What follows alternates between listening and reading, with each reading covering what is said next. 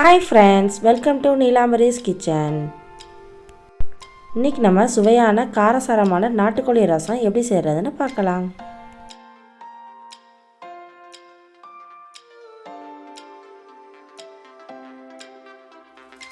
நாட்டுக்கோழி ரசம் செய்கிறதுக்கு தேவையான பொருட்கள்: நாட்டுக்கோழி 3/4 கிலோ, ஒரு குக்கரில் நாட்டுக்கோழி 3/4 கிலோ போட்டு உப்பு 1 டேபிள் ஸ்பூன், மஞ்சத்தூள் போட்டு 4 விசில் வச்சு வேக வச்சுக்கோங்க. பட்டை 2, கிராம்பு 2, அன்னாச்சி பூ 1, ஏலக்காய் 2, பிரியாணி இலை 2, கொத்தமல்லி, சின்ன வெங்காயம் 10, தக்காளி 3 நல்லா பொடியாக நறுக்குனது, புளி தண்ணி 100 ml, சோம்புத்தூள் 1 டீஸ்பூன், மிளகாத்தூள் 1/2 டேபிள் ஸ்பூன், மஞ்சத்தூள் 1 டீஸ்பூன், கருவேப்பிலை, ஜீரகம் 3 டேபிள் ஸ்பூன், பச்சை மிளகாய் 4, மிளகு 3 டேபிள் ஸ்பூன், பூண்டு 10, இஞ்சி 20 கிராம், கருவேப்பிலை, காஞ்ச மிளகாய் 3, உப்பு.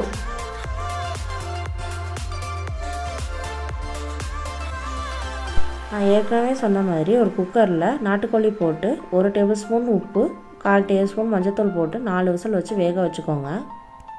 நாட்டுக்கோழி ரசம் காரசாரமாக நம்ம செஞ்சு சாப்பிட்றப்போ இருமல் சளி எல்லாம் ஓடிடும். ஃபஸ்ட் நம்ம அரைச்சிக்கலாம். மிளகு, ஜீரகம், பூண்டு, இஞ்சி, கருவேப்பிலை, பச்சை மிளகாய் இது எல்லாத்தையும் கொஞ்சம் பரபரன்னு அரைச்சிக்கோங்க.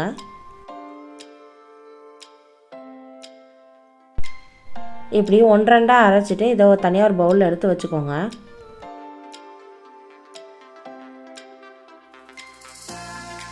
அதே மிக்ஸி ஜாரில் சின்ன வெங்காயம் போட்டு லேசாக கொஞ்சம் அரைச்சிக்கோங்க.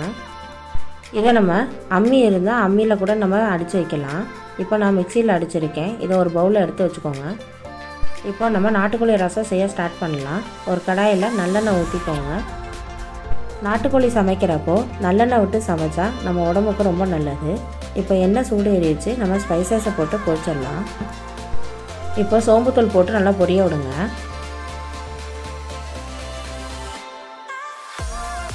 சோம்புத்தூள் பொரிஞ்சிருச்சு. இப்போ நம்ம மிக்சியில் அரைச்சி வச்ச வெங்காயம், காஞ்ச மிளகாய், கருவேப்பிலை, உப்பு இதெல்லாம் போட்டு நல்லா வதக்கி விடுங்க.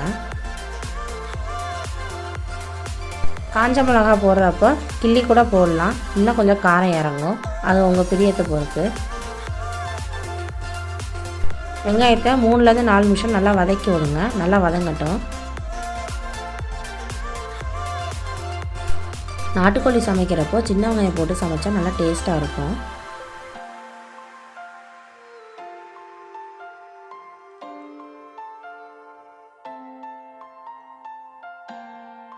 இப்போ நம்ம பொடியை நறுக்கி வச்சுருக்க தக்காளியை போட்டு நல்லா வதக்கிடலாம்.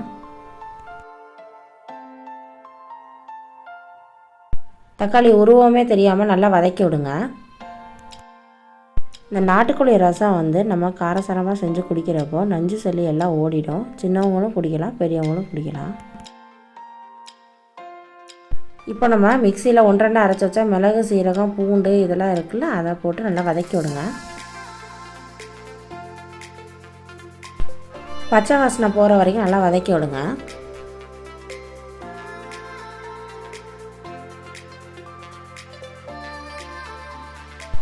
மிளகாத்தூள், மஞ்சத்தூள் இதை போட்டு நல்லா வதக்கி விடுங்க.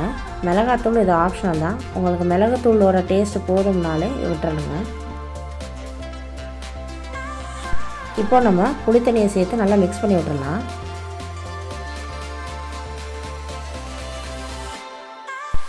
புளி தண்ணி சேர்த்ததுக்கப்புறம் 1 நிமிஷம் குக் ஆனால் போதும்.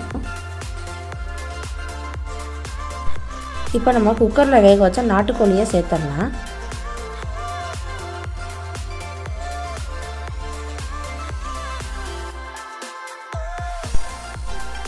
ரசம் நல்லா தண்ணியாக இருக்கிற மாதிரி பார்த்துக்கோங்க.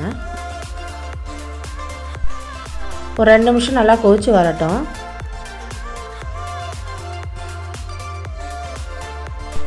இப்போ நம்ம சூப்பு நல்லா கொதிச்சிட்ருக்கு. இப்போ நல்லா கிளறி விட்டுட்டு கொத்தமல்லி தூவி இறக்கிடுங்க. கொத்தமல்லி போட்டுட்டு கையோட க்ளோஸ் பண்ணி வச்சுருங்க. அப்போ தான் அது சிக்கனோட ஃப்ளேவர்ஸ் நல்லா இறங்கியிருக்கும். இப்போ நம்ம நாட்டுக்கோழி ரசம் ரெடி ஆயிடுச்சு. வாங்க டேஸ்ட் பார்க்கலாம். இந்த நாட்டுக்கோழி ரசம் வந்து நம்ம சூப்பாகவும் குடிக்கலாம், இல்லை ஒயிட் ரைஸ் போட்டு நம்ம சேர்ந்து சாப்பிட்லாம்.